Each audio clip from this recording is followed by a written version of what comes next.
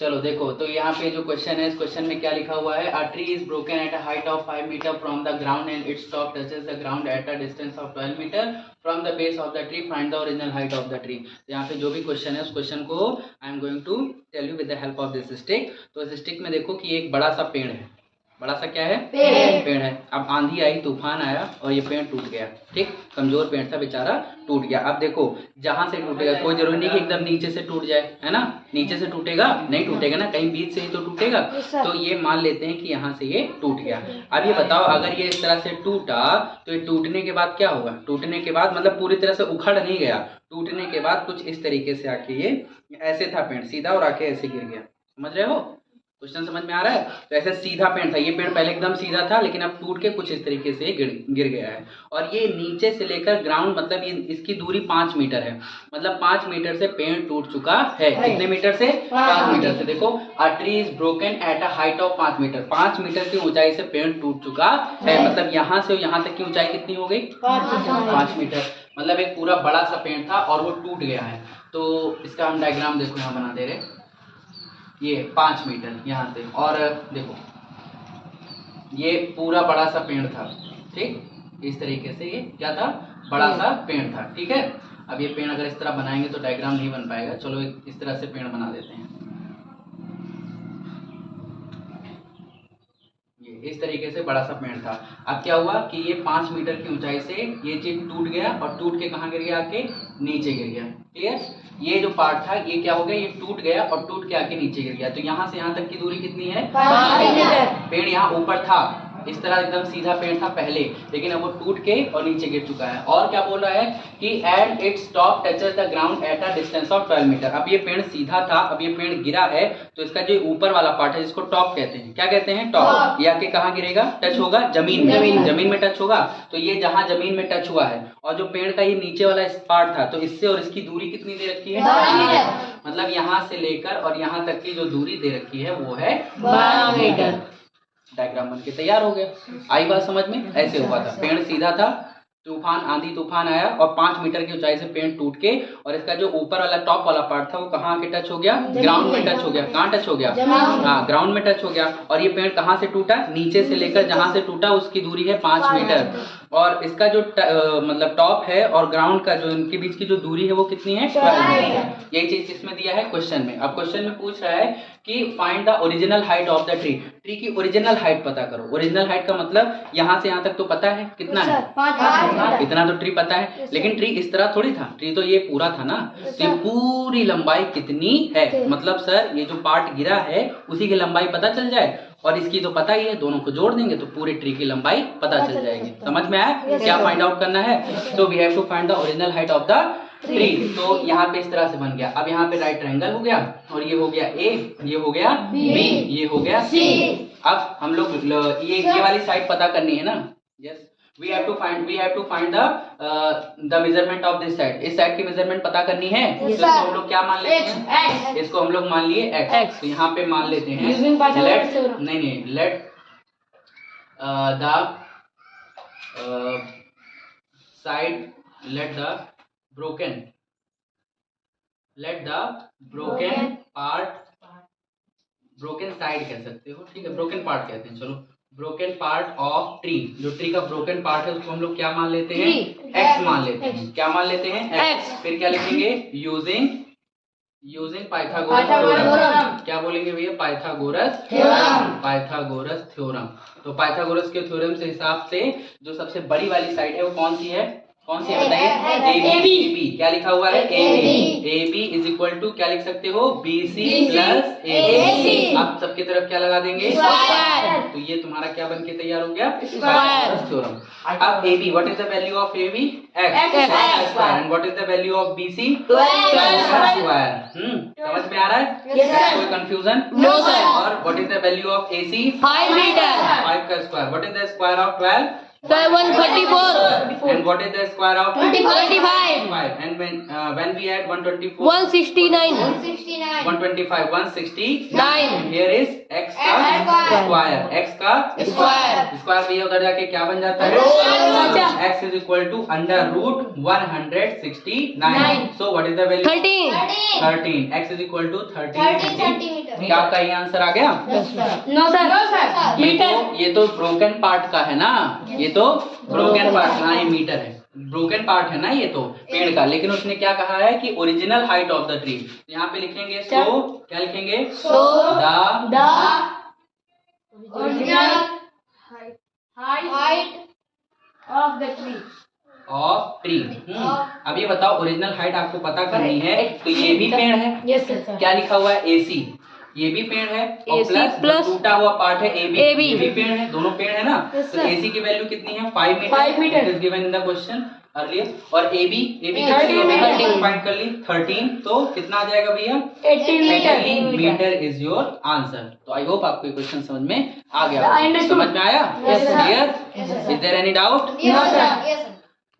चलो move to the next question. और यहाँ पे क्या लिखा है, we have to find the perimeter of a rectangle whose breadth is 6 centimetre and one diagonal is 10 centimetre. तो यहाँ पे एक बात करी गई है कौन से शेप की, rectangle, and you know rectangle has length and breadth. Rectangle की क्या होती है, length and breadth, and the property of rectangle is the opposite side of a rectangle is always, opposite sides of rectangle are equal. Rectangle की जो opposite sides होती हैं वो क्या होती हैं, इक्वल होती हैं, समझे। और ये बताओ कि रेक्टेंगल की ही बात हो रही है, तो what is the formula to find the area of rectangle, area L into V, हाँ length into breadth. And what is the formula to find the perimeter of rectangle, rectangle का एरिया निकालने का फॉर्मूला लेंथ इनटू ब्रेथ, और perimeter निकालने का formula 2 bracket में L plus D। So यहाँ पे हम लोग को क्या फाइंड आउट करना है, पेरीमीटर। किसका पेरीमीटर, मतलब हमें लेंथ और ब्रेथ चाहिए होगी, क्या चाहिए होगी, लेंथ और ब्रेथ। तो उसको हम लोग उसमें वैल्यू क्वेश्चन में पुट करेंगे फॉर्मूले में, और हमें आंसर मिल जाएगा। लेकिन अब देखो इसमें दिया क्या क्या है और फाइंड क्या करना है। इसकी ब्रेथ दे रखी, पहले तो हम लोग ड्रॉ कर लेते हैं फिगर। ये क्या चीज है भैया, ये हो गया रेक्टेंगल, और उसकी ब्रेथ दे रखी है 6 सेंटीमीटर, तो ब्रेथ हो गई उसकी 6 सेंटीमीटर। और एक डायगोनल, डायगोनल क्या होता है, दो अपोजिट एंगल को आपस में जोड़ने वाली लाइन सेगमेंट, दो अपोजिट एंगल को आपस में जोड़ने वाली लाइन सेगमेंट। मतलब जैसे ये एंगल है तो इसके अपोजिट में ये होगा ना, तो इन दोनों को जो जोड़ दे उसी को डायगोनल बोलते हैं, उसी को क्या बोलते हैं, डायगोनल। और ये दोनों है, इन दोनों को जो जोड़ दे अपोजिट एंगल को, उसी को क्या बोलते हैं, डायगोनल बोलते हैं। तो अगर हम यहाँ से एक लाइन खींचें तो वो सीधे यहाँ जाना चाहिए, और ये क्या बन गया आपका, डायगोनल बन गया। समझ में आया? अब इस डायगोनल की भी लेंथ दे रखी है कितनी, मतलब मेजरमेंट है 10 सेंटीमीटर, तो ये आपको दिया हुआ है 10 सेंटीमीटर। बात समझ में आई? yes, sir. अच्छा सर, तो पेरीमीटर निकालना है, तो पेरीमीटर निकालने के लिए हम लोग फॉर्मूला ये अप्लाई करते हैं, पेरीमीटर ऑफ रेक्टेंगल 2 ब्रैकेट में L प्लस B। ब्रेथ तो दिया है लेकिन लेंथ गायब है, तो हमें सबसे पहले क्या पता करना पड़ेगा, लेंथ पता करना पड़ेगा। तो अब इसका नाम रख देते हैं, ये हो गया A, ये हो गया B, ये हो गया C, और ये हो गया D हो गया, ठीक। तो हम लोग यहाँ कर लेते हैं लेट द लेंथ, किसकी length, the length of rectangle, क्या मान लेते हैं उसको हम लोग, अरे हमेशा एक्स ही तो मानते हो, कुछ sir Z A B C D E F G कौन क्या मांगे, सर जे, सर ओ, सर भी, सर भी भी, M। चलो let the length of rectangle क्या हो जाएगा, इज M हो गया, क्लियर। अब तुम्हें पता है कि रेक्टेंगल का जो वो एंगल होता है वो कितने डिग्री होता है, 90 डिग्री। तो यहाँ पे angle C is equal to कितना दिया हुआ है, and angle C is equal to 90 degree है, ओके, कोई दिक्कत नहीं है। अब ये बताओ कि यहाँ पे एक राइट ट्रायंगल बन रहा है कि नहीं बन रहा है, तो हम लोग यहाँ पे क्या अप्लाई करेंगे सर, पाइथागोरस थ्योरम। जहाँ कहीं भी राइट ट्रायंगल मिला तुरंत वहाँ क्या पकड़ लेंगे हम लोग, पाइथागोरस थ्योरम। तो यहाँ पे राइट ट्रायंगल मिल रहा है कि नहीं मिल रहा है, और यहाँ पे एंगल मिल रहा है, रेक्टेंगल का एंगल जो है वो 90 डिग्री का होता है। तो ये अगर 90 हो गया तो इसके सामने वाली साइड क्या हो जाएगी, हाइपोटेन्यूज। क्लियर हो रही है ना सारी बात? अब देखो, तो हम लोग लिखेंगे यूजिंग पाइथागोरस थ्योरम। तो अब बताओ क्या लिखा जाए यहाँ पे, डीबी का होल स्क्वायर, ये तो लिखोगे, पाइथागोरस थ्योरम लगा रहे हैं, ये देखो ये राइट ट्रायंगल में पाइथागोरस थ्योरम लगाया जा रहा है। उससे क्या होगा, ये भी पता है, ये भी पता है, तुम्हें लेंथ पता चल जाएगी। क्या पता चल जाएगी, लेंथ पता चल जाएगी, फॉर्मूले में पुट करो आपको आंसर मिल जाएगा। समझ में आया? इसीलिए हम लोग इसमें क्या लगा रहे हैं, पाइथागोरस थ्योरम। तो डीबी का स्क्वायर इज इक्वल टू क्या हो जाएगा, बीसी का स्क्वायर और प्लस DC CD ना, DC का स्क्वायर। क्लियर। अब DB का स्क्वायर कितना दे रखा है जरा बताओ। 10 दिया हुआ है। Yes sir. DB कितना दे रखा है? 10 का square is equal to BC कितना दे रखा है? 6 का स्क्वायर। और CD कितना दे रखा है? M का whole square. What is the square of 10? 100 And what is the square of 6? 36. And what is the square of n? M square। So 36 को उधर ट्रांसपोज कर दें। Yes, sir। यहाँ पे हो जाएगा 100 minus 36 is equal to M square। कितना? 64 64 is equal to M square। m square. So m 64 के ऊपर अंडर रूट लग जाएगा और यहाँ पे आ जाएगा m स्क्वायर। उधर जाके अंडर रूट बनता है ना। Yes, sir। What is the square root of 8 तो यहाँ पे 8 आ गया is equal to m। So m की वैल्यू कितनी आ गई?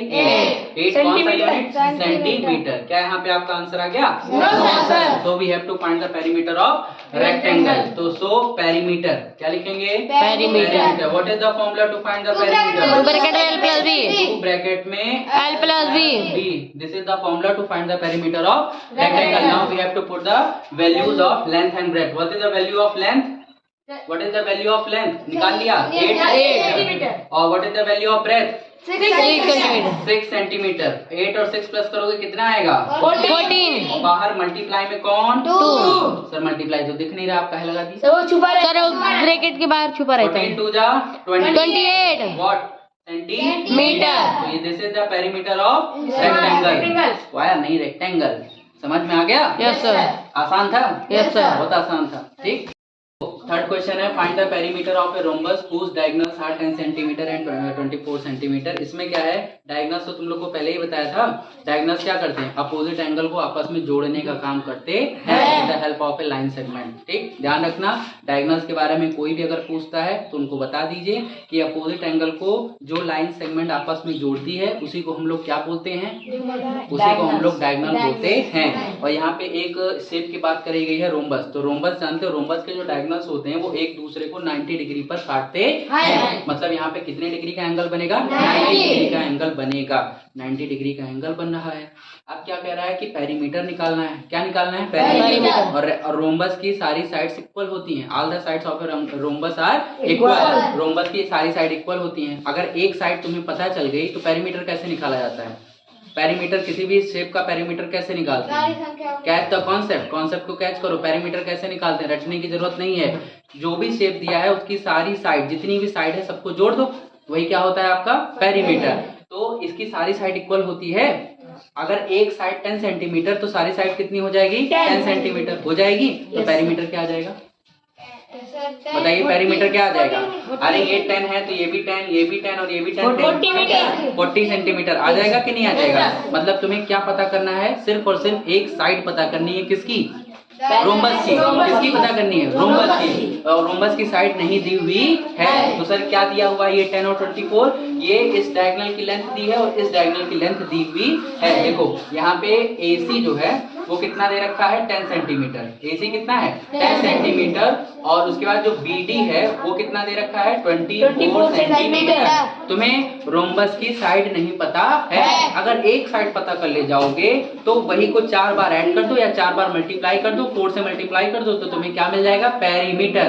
क्योंकि रोम्बस का पेरीमीटर निकालने का फॉर्मूला होता है 4 इंटू साइड। क्या होता है? 4 इंटू साइड। ऐसा क्यों होता है? क्योंकि सारी साइड इक्वल होती है। जो सारी साइड इक्वल होती है, जो मेजरमेंट एक साइड का वही मेजरमेंट सारी साइड का होता है। तो पेरीमीटर निकालने का फॉर्मूला पता चला? What is the formula? 4 into side. 4 into side. क्या साइड दी है रोम्बस की? No sir. तो ये क्या दिया हुआ है? Length of a diagonal. Diagonal का लेंथ मतलब डायगोनल का मेजरमेंट दिया हुआ है। ठीक, हमें क्या पता करना है? रोम्बस की साइड साइड कोई भी एक साइड पता चल जाए। Yes sir. तो चारों साइड वही हो जाएगी। Yes sir. ठीक है। तो अब ये बताओ कि AC 10 सेंटीमीटर है और BD कितना दे रखा है? 24 सेंटीमीटर। और यहाँ पे हमें पता है we know that the diagonals of a rhombus bisect each other at right angle. जो डायगोनल्स होते हैं रोम्बस के वो एक दूसरे को क्या करते हैं? बाइसेक्ट करते हैं राइट एंगल पे। ये बताओ एंगल AOB AOB कितना हो जाएगा 90 डिग्री। देखो एंगल AOB कहाँ बन रहा है, AOB यही बन रहा है ना। Yes, sir. AOB कितना हो जाएगा 90 डिग्री। ये वाला जो एंगल है ये 90 हो जाएगा। क्यों हो जाएगा, यहाँ पे हमने इतना लंबा चौड़ा स्टेटमेंट लिख दिया है क्योंकि डायगोनल से एक दूसरे को किस पे काटते हैं 90 डिग्री। ठीक है 90 डिग्री मिल गया, मतलब हम लोग पाइथागोरस थ्योरम लगा सकते हैं। लेकिन एक दिक्कत ये है कि देखो ध्यान से देखना, अगर हम लोग को AO चाहिए, क्या चाहिए AO, तो AO चाहिए तो हम लोग को क्या करना पड़ेगा, AC का आधा करना पड़ेगा। AC का आधा करना ध्यान से समझना, यही पे टर्निंग पॉइंट। देखो तुम्हें यहाँ पे एक ऐसी साइड दे रखी है AC दिया हुआ है ना, AC क्या दिया है AC। अब AC के बीच में यहाँ पे O लिखा होगा कि नहीं, वो एकदम बीचों बीच में है, वो एकदम बीचों बीच में है। मतलब अगर AC को तुम तोड़ोगे बीच से तो दो इक्वल पार्ट में वो डिवाइड हो जाएगा। Yes, sir. ये AC पूरी साइड अगर इसको तोड़ोगे तो दो इक्वल पार्ट में डिवाइड होगा कि नहीं। Yes, sir. मतलब ये वाली साइड इस साइड की इक्वल हो जाएगी। पूरा कितना दिया हुआ AC पूरा कितना है 10 सेंटीमीटर। मतलब ये कितना हो जाएगा 5 सेंटीमीटर। और ये 5 सेंटीमीटर। अगर आप इसको बीच से तोड़ते हैं तो AO कितना हो जाएगा 5 सेंटीमीटर। 5 सेंटीमीटर। अच्छा अगर इसको तोड़ना है इसका मतलब इसका आधा करना है। AC का क्या करना है आधा करना। आधा कैसे किया जाता है, आधा कैसे लिखते हो, ऐसे ही तो लिखते हो। Yes, sir. और किसका आधा करना है AC का, हाफ ऑफ AC। इसको जरा थोड़ा सा और सॉल्व करो, मल्टीप्लाई AC का मल्टीप्लाई 1 से होगा तो इसको ऐसे लिखा जा सकता है कि नहीं। Yes, sir. इसको इस तरह लिख सकते हो। Yes, sir. मतलब इसका मतलब क्या होता है AC का आधा, किसका आधा AC का आधा AO होता है कि AC का आधा AO भी कह सकते हो, OC भी कह सकते हो। AC का आधा AO और OC कहा जा सकता है कि नहीं कहा जा सकता, बिल्कुल कह सकते हैं। तो AC का आधा कितना हो जाएगा AO, तो AO जो है वो क्या है AC का आधा। AC कितनी दे रखी है, AC का मेजरमेंट है 10 सेंटीमीटर, तो 10 का भी आधा हो जाएगा, कितना हो जाएगा 5 सेंटीमीटर। मतलब आपको AO की वैल्यू पता चल गई 5 सेंटीमीटर। ठीक है क्लियर हो गया, चलो AO का हो गया। अब देखो अब हमें OB पता करना है, क्या पता करना है OB, गोभी नहीं OB, ओके। OB किसका आधा है जरा बताओ, OB किसका आधा है सर OB D और B का। DB का किसका आधा है DB का आधा। DB कितना है DB 24, तो 24 का आधा कितना हो जाएगा 12 सेंटीमीटर। तो आपको जो OB है वो कितना मिल गया 12 सेंटीमीटर मिल गया। समझ में आया, क्लियर। AO मिल गया और OB मिल गया। क्यों किया, क्योंकि ये इस ट्रायंगल में हम लोग पाइथागोरस थ्योरम लगाएंगे। तो पाइथागोरस थ्योरम से ये वाली साइड और ये वाली साइड पता है, तीसरी पता कर लेंगे। क्लियर हो इतनी बात। अब हम लोग लगाते हैं इन ट्रायंगल, कौन से ट्रायंगल में लगाएंगे जरा बताना। AOB, in triangle AOB using क्या पाइथागोरस थ्योरम। भैया समझना बहुत ध्यान से, क्वेश्चन बहुत इंपॉर्टेंट है। हमने AO और OB निकालने की जरूरत क्यों पड़ी, क्योंकि इस ट्रायंगल में अगर हमें दो साइड पता रहेगी तो तीसरी पता कर लेंगे ना। तो दो साइड हम लोगों ने पता कर ली। तो अब क्या लिखे जरा बताओ, ये 90 डिग्री है, इसके सामने वाला हाइपोटेन्यूज हो जाएगा AB का स्क्वायर इक्वल टू AO का स्क्वायर और प्लस क्या हो जाएगा OB का स्क्वायर। समझ में आया। कहीं भी राइट ट्रायंगल बनता है जहाँ पे 90 डिग्री का एंगल बनता है उसकी साइड, इसके सामने वाली जो साइड होती है वो क्या होती है, अरे इक्वल नहीं होती, हाइपोटेन्यूज मतलब गधे हो सबके सब एकदम। ये इसके जो सामने वाली जो क्या होती है, सामने एंगल के राइट एंगल के सामने वाली जो साइड होती है उसको क्या बोलते हैं। बाकी जो बचा हुआ है, किसी को बेस मान लो, किसी को एल्टीट्यूड मान लो। समझ में आया, थोड़ा गधों से इंसान बन जाओ। तो यहाँ AB का स्क्वायर इक्वल टू AO का स्क्वायर प्लस OB का स्क्वायर। AB का स्क्वायर कितना दे रखा है, अभी सर इतना दिया है, कुछ नहीं दिया हुआ है। AB का स्क्वायर ही रहेगा। और AO का स्क्वायर कितना है 5 सेंटीमीटर। 5 सेंटीमीटर, 5 का स्क्वायर प्लस OB कितना दे रखा है 12 सेंटीमीटर। 12 का स्क्वायर। 5 का स्क्वायर कितना होता है 25। 12 का स्क्वायर 144। दोनों जोड़ो कितना आएगा 169। 169। चलो यहाँ से लगा रहे हैं।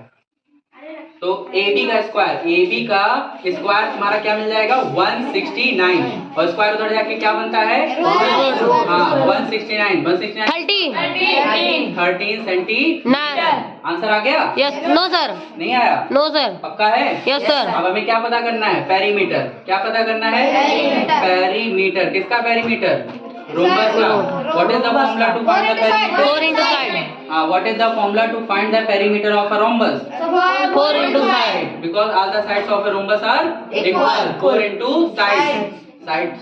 4 इंटू साइड कितनी है 13 कैसे 13 ए बी कितना आ गया 13 आ गया ठीक बाय यूजिंग पाइथागोरस थ्योरम तो 4 इंटू 13 तो कितना आ जाएगा जल्दी बताओ 13 छोड़ जा 52 हाँ कितना हो जाएगा 52 क्या दिया है सेंटीमीटर तो 52 सेंटीमीटर आपका आंसर आएगा समझ में आया Yes, sir. क्वेश्चन बहुत इंपॉर्टेंट है और इसमें करना क्या है इसमें तुम्हें पता है कि इसमें ये प्रॉपर्टी याद कर लेना आप लोग कि जो रोम्बस के डायगोनल्स होते हैं वो एक दूसरे को काटते हैं क्या करते हैं काटते हैं किस पे काटते हैं राइट एंगल 90 डिग्री पर काटते हैं राइट एंगल होते हैं ठीक है और यहाँ पे हमने ए ओ बी की वैल्यू पता कर ली और उसके बाद यहाँ पे कौन सा थ्योरम लगा दिया पाइथागोरस थ्योरम से ए बी साइड पता चल गई और ए बी साइड पता चलने के बाद हम लोगों ने क्या फाइंड आउट कर लिया perimeter by the use of formula 4 into side